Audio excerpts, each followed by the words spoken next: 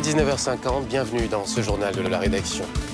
Le projet d'amélioration des infrastructures sociales des collectivités locales dans la région nord de la Côte d'Ivoire pour atténuer les fragilités en renforçant leur capacité à offrir des services de base et à préserver la stabilité sociale va bénéficier d'un accompagnement du gouvernement japonais ainsi que du PNUD. L'accord a été signé au plateau, au cabinet du ministre de l'Intérieur, Mardoché Kwasi, Éric Kimou.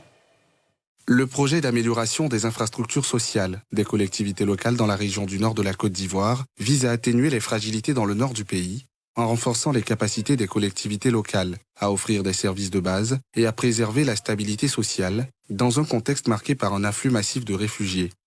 Il bénéficie d'un financement du gouvernement japonais à hauteur d'environ 1,84 milliard de francs CFA et est mis en œuvre par le Programme des Nations Unies pour le développement. Je souhaite vivement que ce projet améliore la qualité de vie des populations du Nord et la stabilité politique et sociale de ces régions avec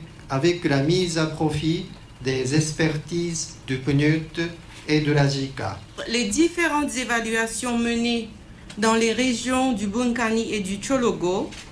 ont relevé la nécessité de renforcer et d'améliorer les infrastructures sociales de base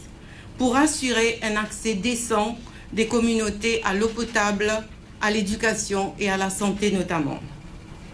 Ces besoins qui existaient déjà se sont exacerbés en raison de l'instabilité politique et sécuritaire dans les pays voisins, au Mali et au Burkina Faso.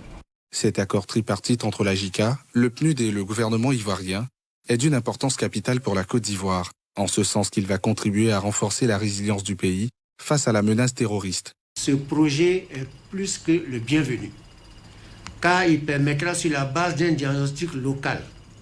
et d'outils de planification élaborés, de réhabiliter ou de construire des infrastructures de base, de sensibiliser, d'organiser et de former les acteurs locaux, accroissant ainsi la résilience de ces populations.